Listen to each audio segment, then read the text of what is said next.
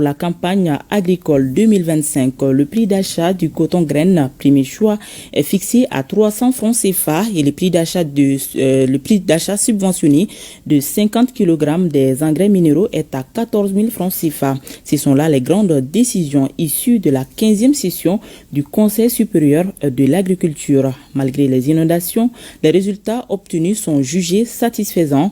En 2024, le Mali a pu produire plus de 11 millions de tonnes de céréales et plus de 650 000 tonnes de coton graine. Pour le président du Conseil supérieur de l'agriculture, ce résultat est à saluer, mais il appelle à faire plus pour que notre souveraineté puisse revêtir tout son sens pour la consolidation de la marche souveraine de l'AES. Sirabatili pour le compte-rendu.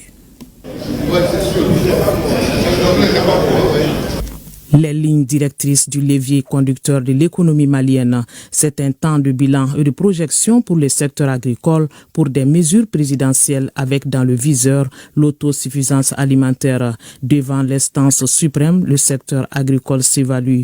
En 2024, le Mali a produit plus de 11 millions de tonnes de céréales et plus de 656 000 tonnes de coton graine. De quoi réjouir le président du Conseil supérieur de l'agriculture, le chef de l'État, général d'armée Assimi Goïta. Il rappelle tout d'abord le sens de ce cadre d'échange du secteur agricole très porteur pour le Mali. Ce rendez-vous annuel constitue un moment privilégié et essentiel où nous nous retrouvons pour échanger sur les défis majeurs auxquels fait face notre agriculture, secteur stratégique et pilier vital de l'économie nationale.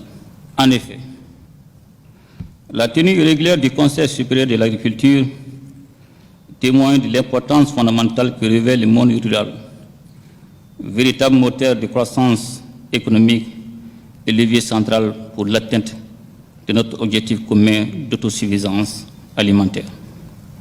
Cette rencontre annuelle nous offre l'occasion de passer en revue la contribution du secteur agricole dans l'économie nationale, ce secteur qui offre des opportunités d'emploi et d'activités génératrices de revenus, facteur de stabilité sociale.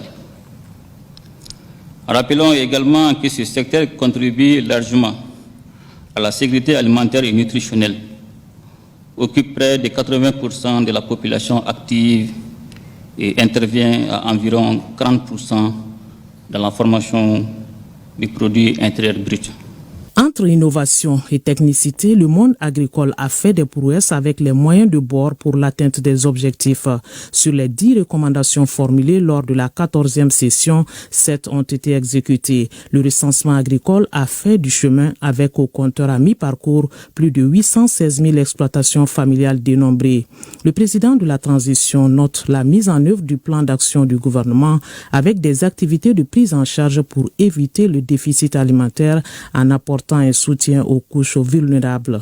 Au regard des documents présentés sur la situation agricole de notre pays, je constate avec bonheur les avancées significatives en faveur du monde rural, ainsi toutes les activités majeures retenues par le Conseil supérieur de l'agriculture lors de sa dernière session ont soit été réalisées ou sont en cours de réalisation. Je voudrais profiter de cette occasion pour saluer et remercier les représentants de la profession agricole et les acteurs du monde rural pour leur résilience, leur compréhension des enjeux qui traversent le pays, lesquels s'inscrivent pleinement dans notre ambition collective d'atteindre l'autosuffisance alimentaire pour le peuple malien. C'est en cela que notre souveraineté nationale revêtira tout son sens.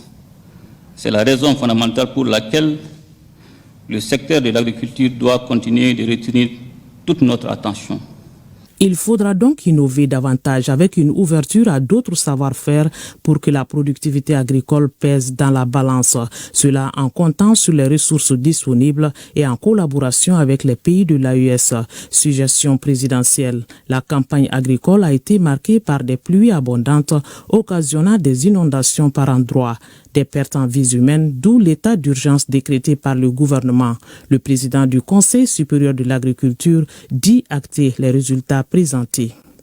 Au sujet du sous-secteur de la production végétale, Il ressort des opérations d'évaluation que les crues exceptionnelles ont occasionné la destruction des cultures sur 4,56% des surfaces ensemencées, impactant 101 160 exploitants agricoles.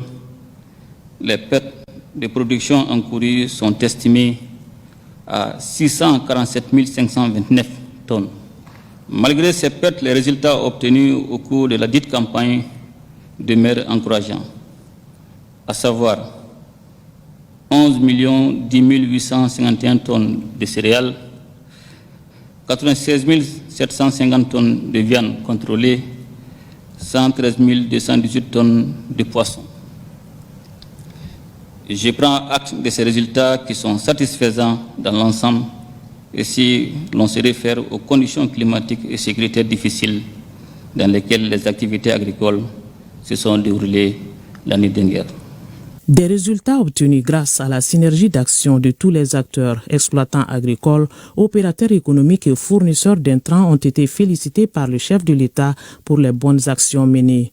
Le bilan dressé, des projections sont faites pour la nouvelle campagne 2025. Pour la nouvelle campagne 2025 qui s'annonce, je vous exhorte à accorder une importance particulière à la valorisation de notre potentiel agricole à travers l'utilisation accrue des technologies issues de la recherche agricole. Il s'agit de mettre l'accent sur des actions qui visent l'atteinte des objectifs de la vision 2063 et de la stratégie de développement pour l'émergence du Mali 2024-2034. À travers l'amélioration de la recherche et le transfert des technologies innovantes dans les domaines de la production agricole, pastorale et halieutique, nous pourrons veiller à la transformation locale de nos produits locaux afin de créer de la valeur ajoutée, créer des emplois et améliorer les revenus des acteurs impliqués dans les chaînes de valeur des filières concernées, notamment à ceux qui sont les plus vulnérables. Il s'agit en particulier des exploitations familiales agricoles, des femmes et des jeunes, dont l'accès aux facteurs de production, entre autres les crédits, les fonciers et les intrants agricoles, doit être facilité. Le Conseil supérieur de l'agriculture, c'est aussi le moment des annonces, des grandes décisions pour le secteur. Le président du Conseil supérieur de l'agriculture donne des précisions sur les prix des intrants agricoles. Le prix d'achat du kilogramme de coton graine premier choix est de 300 francs CFA. Le prix d'achat subventionné du sac de 50 kg des engrais minéraux est de 14 000 francs CFA. Le prix d'achat subventionné du sac de 50 kg des engrais organiques est de 3 000 francs CFA. Le prix d'un kilogramme de semences de maïs hybride est de 1 500 francs CFA. Le prix d'un kilogramme de biostimulant Ovalis est de 17 500 francs CFA le kilogramme. Un discours de mise au point avec des orientations ponctuées de souhaits pour une bonne pluviométrie, la garantie d'une bonne production agricole.